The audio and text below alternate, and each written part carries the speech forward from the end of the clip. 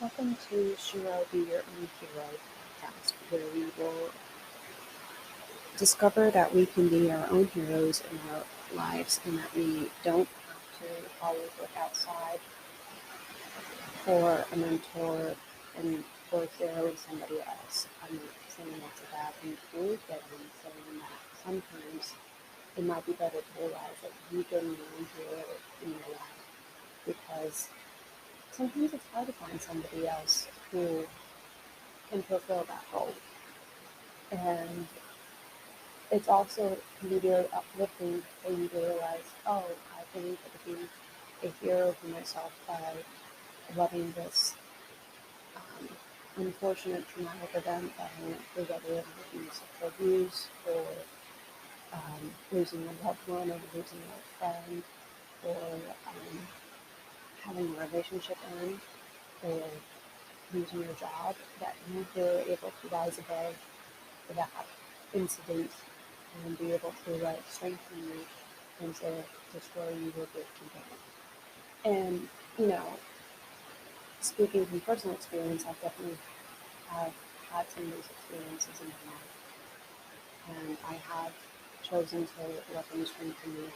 And yes, there have been times where they've broken me down and made it harder for me to live because I've been depressed or I've been more anxious or nervous because of them.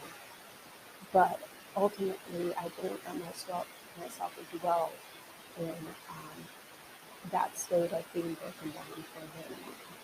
And I got myself back up by going to therapy and by surrounding myself with very supportive friends and family and those that were able to help me guide me through that journey. And so today's episode will be about the general view of personal things that I've gone through that I consider I've been a hero in my life. And then the next episode will be going into more detail of some of those events and breaking them down into how they have affected and changed my life, and how they have impacted me more today than how they impacted me when I first disclosed about them and when I was first healing from them. Healing was an ongoing process, it doesn't end, unfortunately. And I think that's actually definitely in disguise because in order to heal and let go of something completely, you're going to be living in pain your entire life. And that's something that's really hard. Oh, and also I will want to interview others who have gone through similar experiences, like I mentioned in the beginning of this introduction.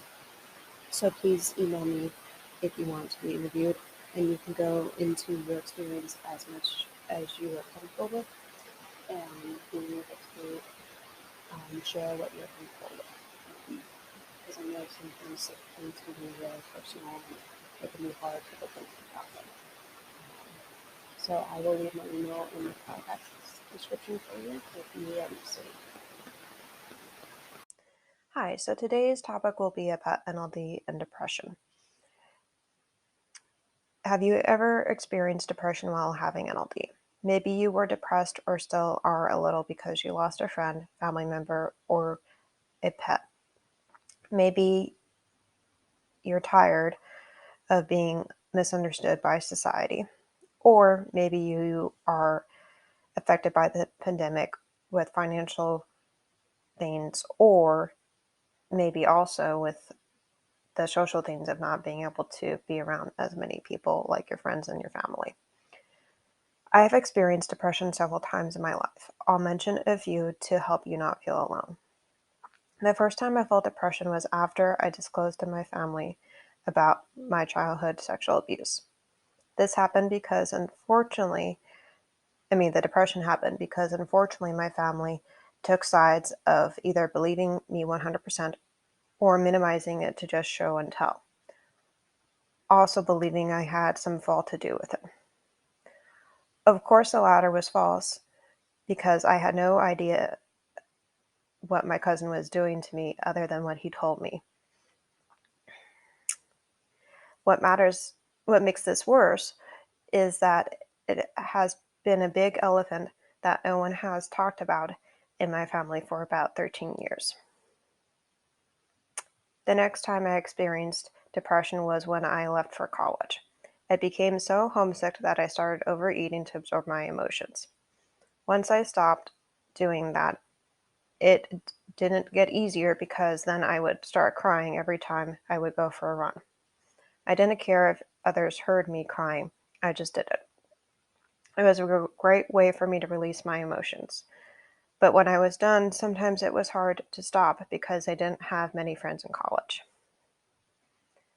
Once I discovered I had NLD, it was easier for me to survive college with my accommodations and to try to make friends.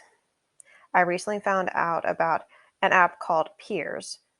I'll spell that out for you. P as in Paul, E as in elephant, another E as in elephant, R as in Rover, and S as in Sally.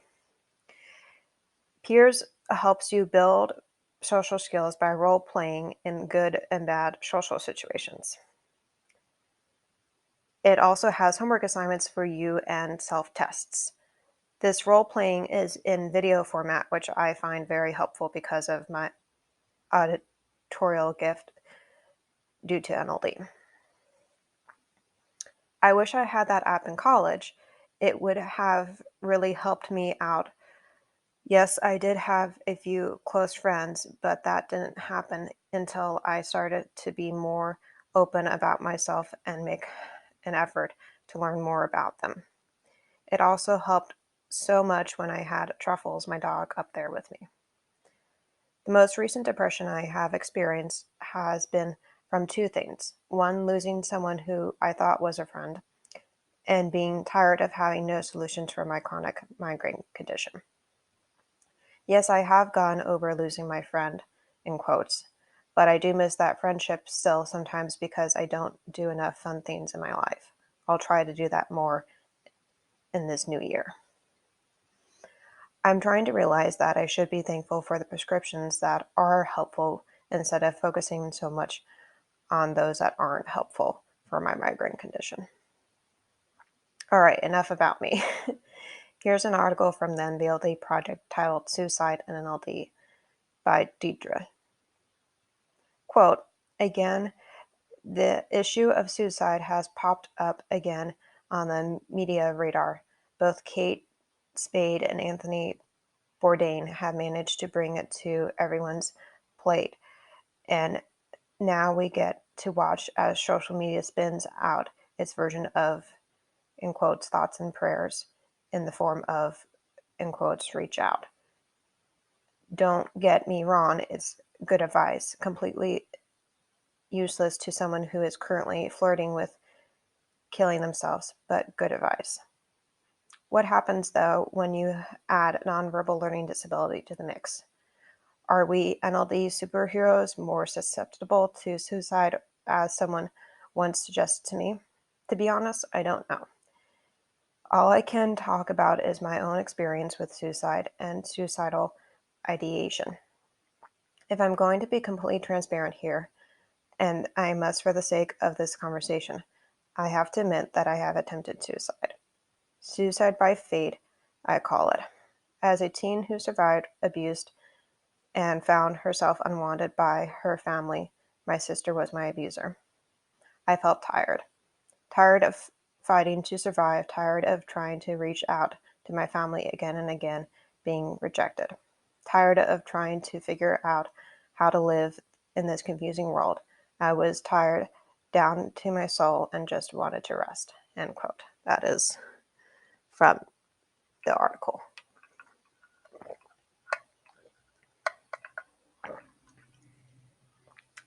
And for me, I have thought of suicide before due to the aftermath of the sexual abuse, frustration with my migraine condition, and the con artist, but I've never acted on it.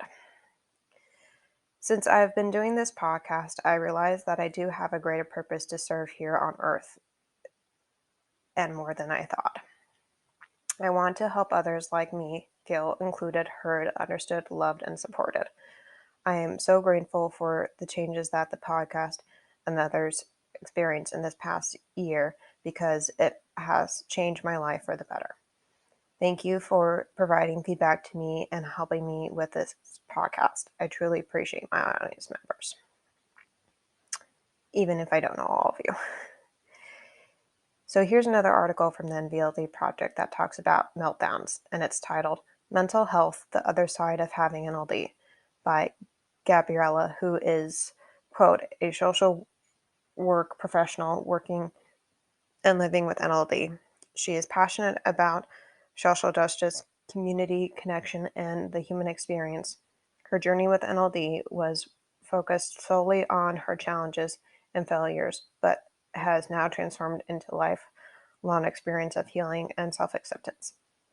She is a project social ambassador for the NVLD project, end quote. And again, if you haven't heard that term before, project social ambassador, basically that person is writing blogs quarterly for the NVLD project, and they get to pick the topic of the blog. And also they are help promoting the project in terms of what it does with the research of NLD and with helping support people with NLD and raising money for the NVLD project. And they also occasionally get to be in some of the promotional videos for the project as well. Okay, so the quote from this article is, I also see how these meltdowns have reminded me that I am human, have forced me to slow down and be intentional about self-care and to seek self-compassion. They keep me in touch with a raw and vulnerable part of experiencing life that most people work to disconnect. They make me who I am, and for that I am grateful.